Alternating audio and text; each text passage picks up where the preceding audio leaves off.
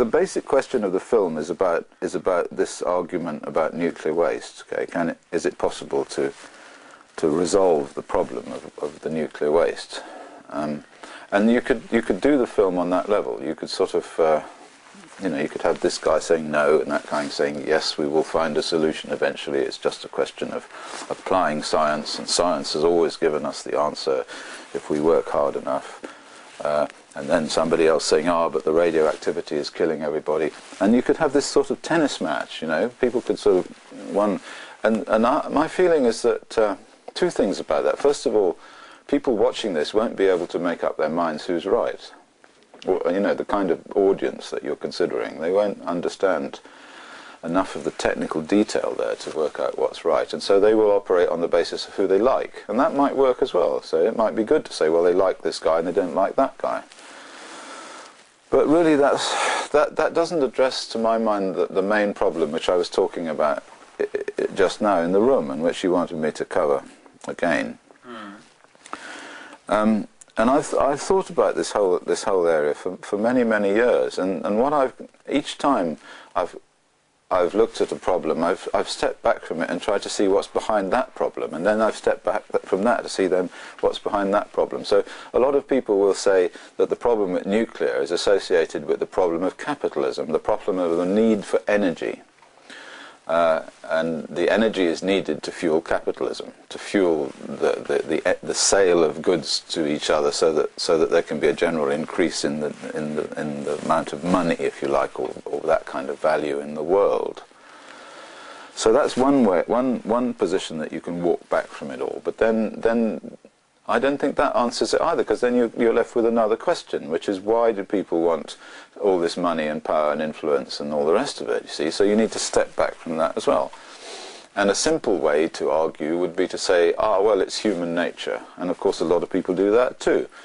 And a lot of the American anthropologists of the Robert Ardrey school and the kind of 1930s physical anthropology people and the monkey studying people who wanted to try and approach the problem of human existence through the examination of monkey societies, those sort of anthropological discussions would then bring us around to a belief or a suggestion that the problem is one of human nature.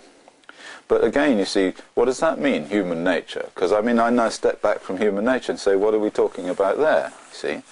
So we've started off with nuclear waste, and we've gone back to the technical details associated with why you should or shouldn't have to deal with nuclear waste, and then we step back from that to say, well, why do we need it anyway? Because of the energy. And we step back from that and we say, well, that's because of society's need for energy, because of capitalism.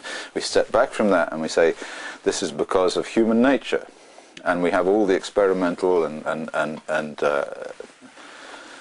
other data which informs us that human nature is such that we need to do these things. But then now I want to step back from that.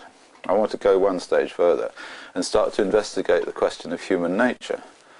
So what is it, I ask myself, that makes some people oppose nuclear and other people develop or embrace nuclear on some kind of level which is far beyond anything scientific or rational, on some kind of level which is almost magical?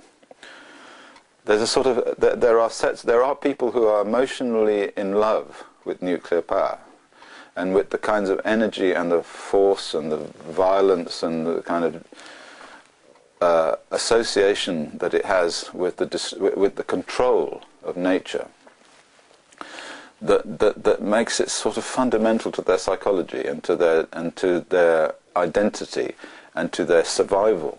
This is the point. And the other people who hate it for almost the same reason, but in reverse, if you like, because it threatens their identity and their understanding of human nature and their survival.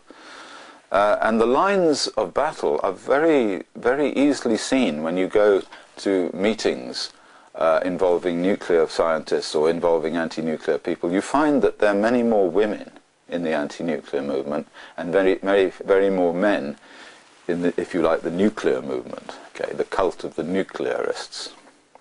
And the other thing that you notice, if you've been around long enough, is that the men are usually what I would say very ultra-rational, and dressed in suits and fairly dull-coloured clothing. They're conventional people. They have conventional hairstyles, which are always just so. And if we go to the other extreme, to the anti-nuclear people, we find that the women and the men in the anti-nuclear movement, they dress like crazies, you know. They have reds and greens and blues, and you won't find many people in suits in the anti-nuclear movement, you know. They won't wear them. So this is a clue to me, one of many clues to what's going on here. Because I believe that all of the problems in the world, you know, ultimately from the problems of human nature, the problem of the manifestation of human nature throughout history, through religion, through wars, through the suppression of women by men, through the way in which women consider men to be children and laugh at them, the sort of general war between the sexes, if you like, you know, the encapsulated in the statement that men make, women, you know, can't live with them, can't live without them. Bring me back to the first scientists, Roger Bacon, at the time of Queen Elizabeth, 15-something, who said to her, "Madam, we will tame the whore nature." So to my mind, what's happening here is a split between types of people along the lines of fear of chaos and control. So what we're seeing here with the nuclear scientists is a desperate need to control their environment and their lives and the forces that might affect their lives in some way by creating a virtual universe which they can deal with through mathematics and drawing straight lines on pieces of paper, and the illusion that they can somehow save themselves from the screaming chaos that the world really is by analysis and control. And that's the attraction of nuclear.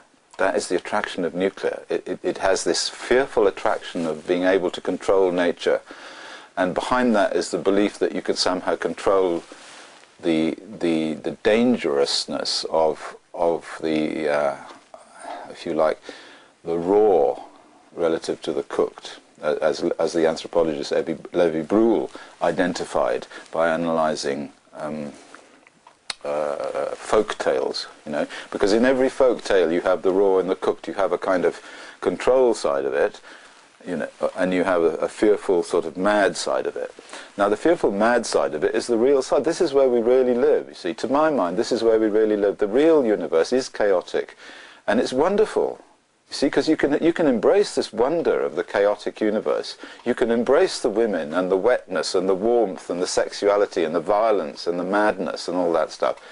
That's real, and that's actually real inside all of us. There's some part of us which is like that.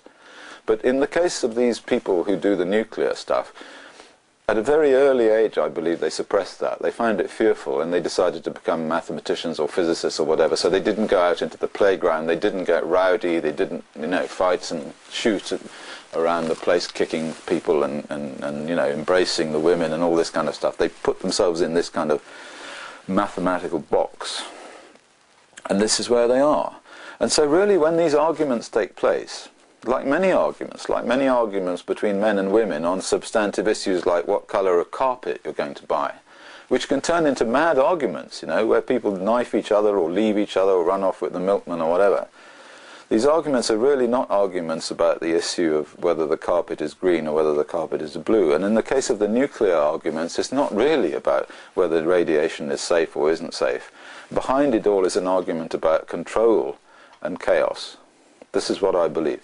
And I think as far as your film is concerned, what I would do if I were doing that film is, rather than just kind of lay out all the little kind of minutiae of the DNA decays and the ICRP risk model and all that, and I think you have to have that in some sense, but you don't want to major on that. This is my feeling. You want to actually major on the much more interesting question, which is the type of person who wants to have nuclear power and wants to have, you know,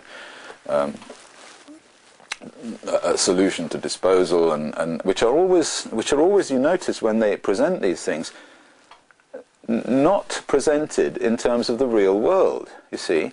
If you take Forsmark, is this like big Swedish repository that's being proposed as the ultimate solution to all of this. When they present the Forsmark solution, they don't show you a photograph of the land at Forsmark with the trees and all the diggers pulling up the soil and all this stuff.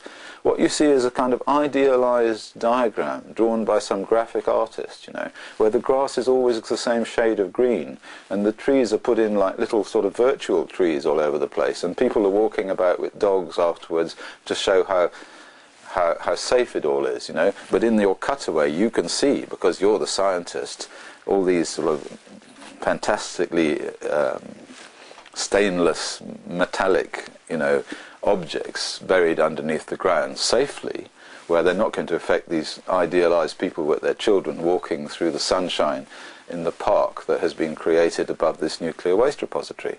The real world isn't like that, you see. I mean, we go out into the real world and they see it, and the mud is mud, and it's wet and it's horrible, you know, and the trees are decaying and they're birds and they're creatures and so on, you know. They don't look like the pictures that they draw. And those are just the pictures, because the reality for them is not the pictures. It's like a huge table of numbers, you know. It's a big mathematical table with hundreds and hundreds and hundreds of numbers, and it's computer programs, and it's guys sitting there and putting in parameters into integral equations with lots and lots of Greek letters and so on. And that makes them feel safe, you see, because they've come away from the real world of its wetness and its possible glaciation and global warming and tornadoes and hurricanes and women and sex and violence and children screaming and dirty nappies and feces and all that stuff. They've come away from that and they've turned it into these equations. And there they are. And this, I think this is what I would present. I would present the reduction of the real chaos of the world to mathematical equations which make these people feel safe. And so when you attack them, you know, and you say to them, well, really, not this one. This is the ice you're looking at. Was this one? This one. This is a good example of the reduction of. This is the IC, International Commission on Radiological Units and Measurements, and here we have a good example of the reduction of reality to a set of numbers, and these numbers arise out of the application of some monstrous equation, which we've got somewhere back here, that was developed by some mathematicians. Well, here you are. There's a good one here. The beta equations. There we are. You see this one. So those numbers arise out of this equation, you see. But this is one way of seeing the world, and this equation relates to real tissue. Ultimately, what this is trying to do is it's trying to describe real living tissue in a real living human being, you know, with real thoughts and fears and wonders and loves and hatreds and projects, which are possibly dangerous projects, you know. But this is what they've become for the people who want to turn this world into something that they can deal with, so that they don't have to think about all the chaos out there and all the anger and the fury and the love and the hatred and all the real things that people are really involved in. And I'm afraid the world has become a place where we're increasingly ruled by these people who try to imagine that objectivity can be developed through mathematical equations. Whereas, of course, there's no objectivity. None. And this is what we need to show. This is what somebody needs to show. And I can tell you that nuclear is one of the best hooks on which to show this, because nuclear is such a perfect example of the dissonance between the two ways of seeing the world. And the way that we're going as a human race on Earth is a way that has been defined now for 50 years or more, maybe 100 years, since the beginning of the logical positive school of philosophy. A way in which we're going to destroy ourselves by science-assisted collisions with reality. And this is a science-assisted collision with reality. Because science doesn't give us the truth. It only gives us a partial truth, and sometimes that partial truth is completely wrong. And in the case of nuclear, it is completely wrong. And millions of people have died because of this. and we have to stop it.